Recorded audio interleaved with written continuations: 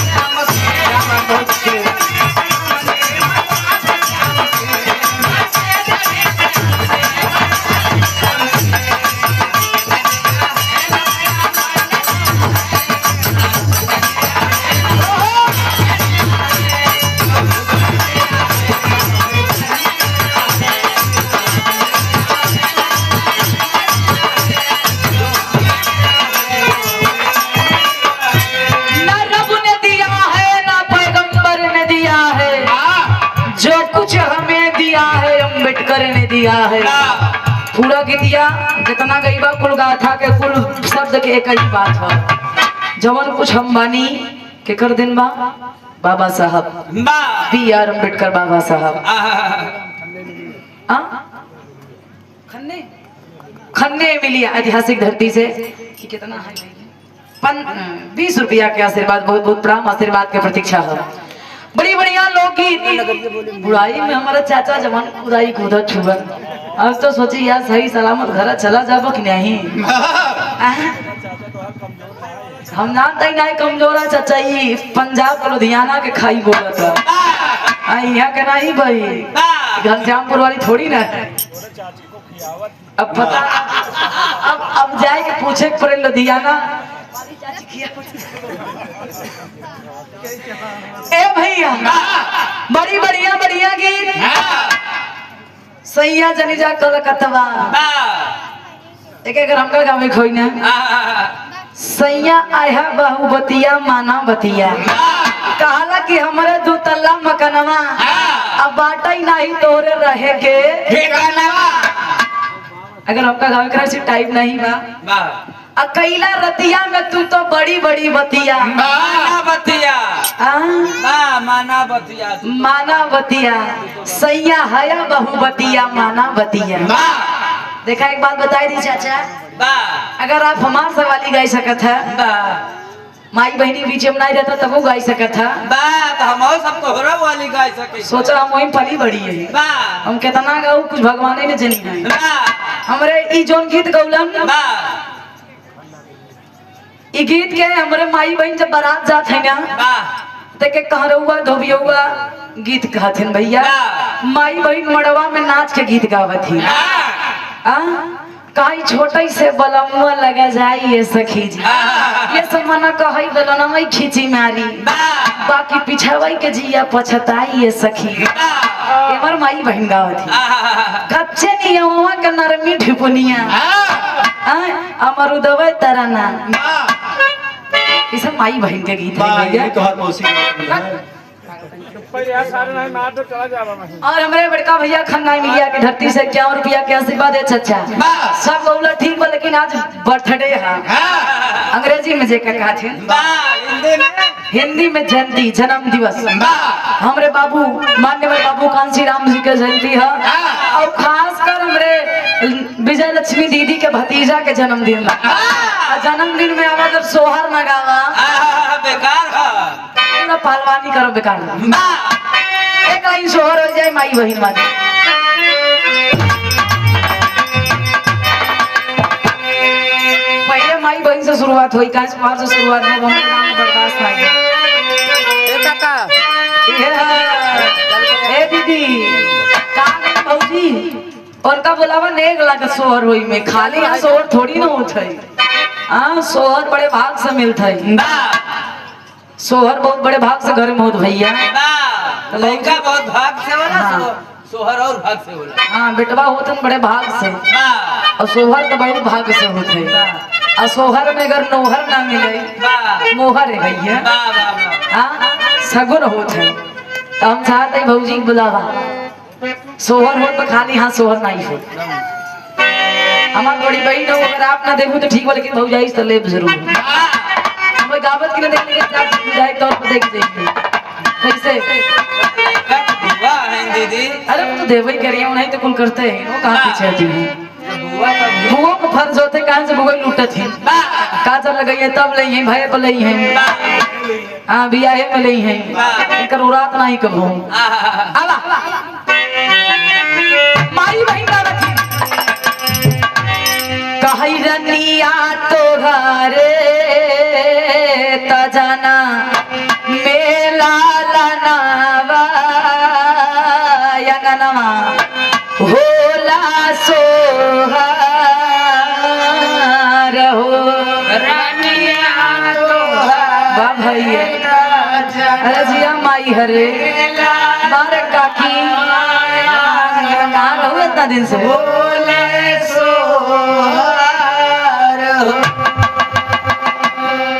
अच्छा हम गाई तो ठीक बा तू से कहाँ सीखे है मम्मी सिखाए हैं भाई इनका शहर का भाई दाइन देवे कि क्या चाहते हैं हाँ बुढ़ाई जाए पर हटी तो होगा होश में स्टील बाल्टी तो काम ना करेंगे हाँ गाँव है कैसे अरे सखी सब मंगा लगा अरे ननवा में नाचा ननवा में नाचा कहा ये कहाँ कहीं भौजी नहीं इनका है कहीं भौजी तो घरे ताजा ना पे नाचा ननमा होला सोहर भौजी तो घरे ताजा भौजी नहीं यही बुआ यही नहीं है कि बहनी तो घरे ताफल बाबा तीरावा ननमा होला सोहर बहनी तो घरे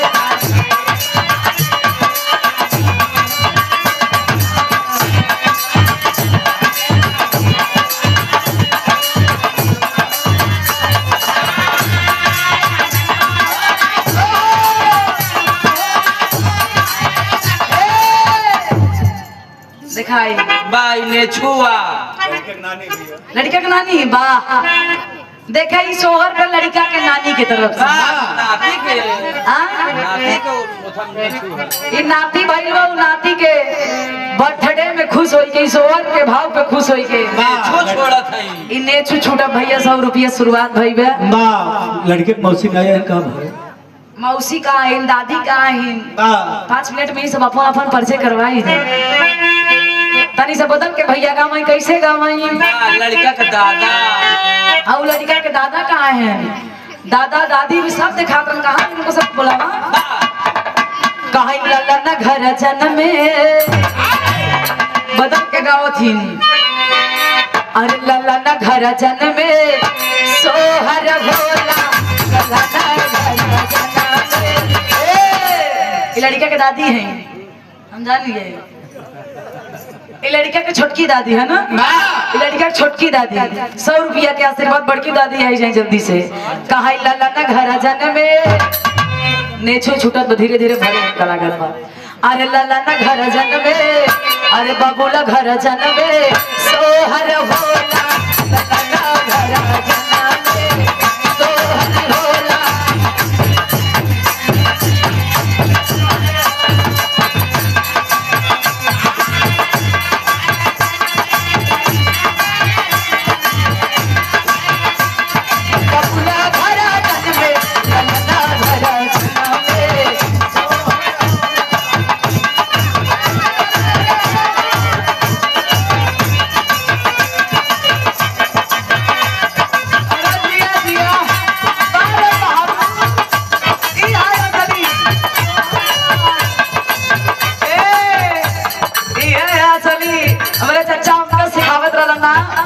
ज्योति सीखा ज्योति नहीं ना सीखिए काहे से कि हमरे ये हमके बिरहा विरासत में मिलल बा, हमके सिखावल गइल बा कि मंच को कभो कमर मत हिलाऊ, बिरहा के मर्यादा खत्म हो जाई। लेकिन हमार चचा ई चचा पे शूट करत रहल, बहुत बढ़िया लगत, लेकिन हमरे पर ना शूट करी। हमार भैया मोर कर दलन बा, अरे सूरज भैया और दूर ले जाओ, दूर ले जाओ।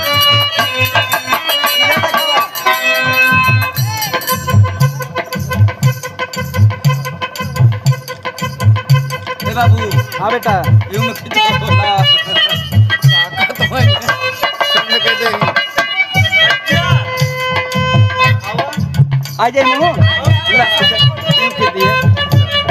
आप स्टॉप हो स्टॉप चाल लगाया कि नहीं? हाँ नहीं दे जो फोटो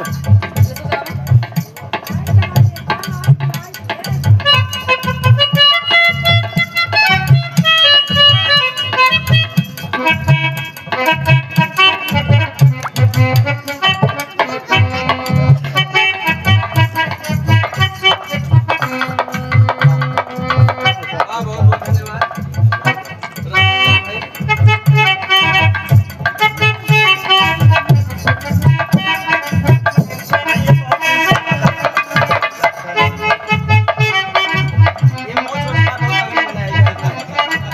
और ये अनमोल पुरस्कार और प्यारा सा तस्वीर कलाकारी एकदम ज्यादा सॉरी कलाकारी कूट कूट के भरल है हमरे राम हजार भैया में। कॉमेडी के साथ साथ ही बहुत सुंदर तस्वीर भी बनावेलन, चाहे माटी के मूर्ति में हो और चाहे कि पन्ना में हो। पन्ना में तो हर कोई बना ले, लेकिन माटी के मूर्ति में हूबहू उतारल सबके बस के बात नहीं बा। समाजवादी पार्टी के राष्ट्रीय अध्यक्ष बड़े भैया अखिलेश यादव जी का भैया मूर्ति बनौले रहन, मिट्टी के नहीं खम्बा में बनौले रहन। और प्रेमानंद महाराज जी के हाल ही में बनौले हुए 1 मिलियन के ऊपर लोग के आशीर्वाद मिलल बा। और प्यारा सा तस्वीर हमार बना के और हमारे पतिदेव जी के दिले हुए। अब केहू के नहीं दिलन, पहली बार हमका देतो ना, और हमरे पतिदेव के साथ में ही तस्वीर बना के बहुत बढ़िया जैसन में एकदम हूबहू उतरले हुए। फेसबुक से फिर फोटो लेके ये के बनौलन बहुत सुंदर काबिले तारीफ। जितने भी हम बखान करब उतने ही कम बा। अपने राम हजार भैया के मालिक करे कॉमेडी में दिन दुना रात चौगुना तरक्की करा, पूरे हिंदुस्तान में आपके नाम गुजे। उन लोग कहेलन कि अपने दम पे वायरल ना हो पैबा, हम उन लोगों से कहे जात बनी राम हजार भैया आपके केहू हरा भी ना सके। किस्मत की बात अलग है, लेकिन कलाकारी अगर केहू पीछे कर दे तो केहू के बस के बात नहीं बा। हाँ कलाकारी में देखा एक चीज नहीं करलन, तस्वीर के साथ साथ कॉमेडी बढ़िया करेलन। बिरहा के बड़े सुंदर कलाकार भी हैं, हर फन के माहिर हैं। दादा राम कैलाश में हूबहू में मिला दी है, स्वर ले ले तो लगे राम दादा राम कैलाश आई गए हैं। हजारों हजार रुपया के आशीर्वाद सुंदर ये तस्वीर एक बार हम चाहते हैं जोरदार ताली बजा के आप लोग स्वागत कर दीजिए, सम्मान कर दीजिए। कलाकार हैं और हमारे बड़े भाई हैं, बहुत बहुत प्रणाम। आई गुरु जी कि दादा भी खुश है, आए हाय हाय, अरे दादा भी खुश है, दादी भी खुश है, अरे खुश होके देखा। हाँ यहाँ के लक्ष्मी दीदी के पापा और मम्मी और भतीजा भाई बा, उनके खुशी में केहू टिकट नहीं बा, रुकत नहीं बा। कैसे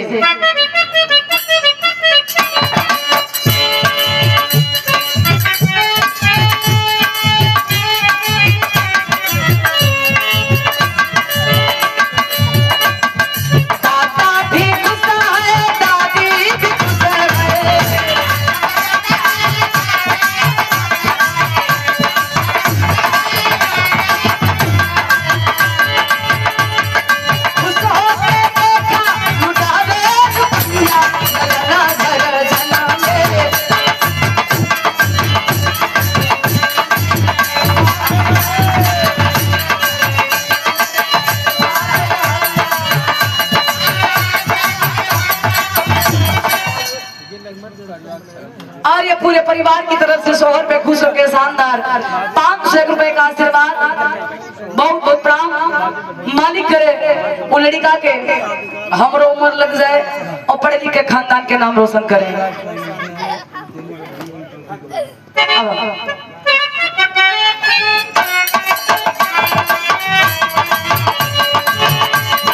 हमरे हो लक्ष्मी दीदी बिरहा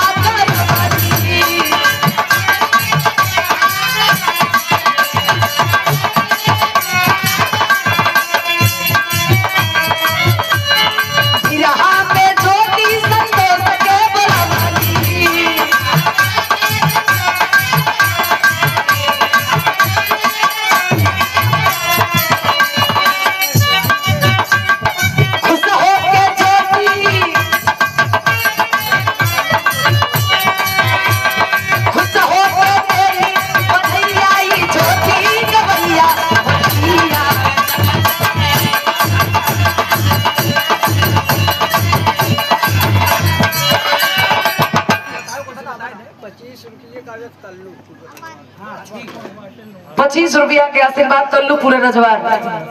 बहुत बहुत धन्यवाद आशीर्वाद के प्रतीक्षा। अच्छा 25 रुपया 200 रुपये ए भैया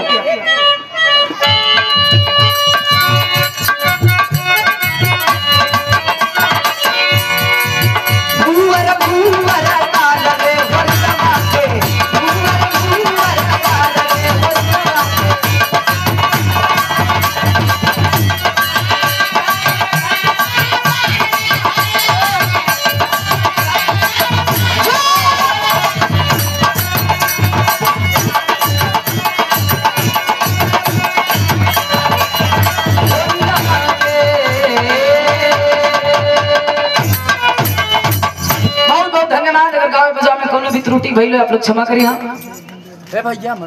जय भीम जय भारत जय समाज और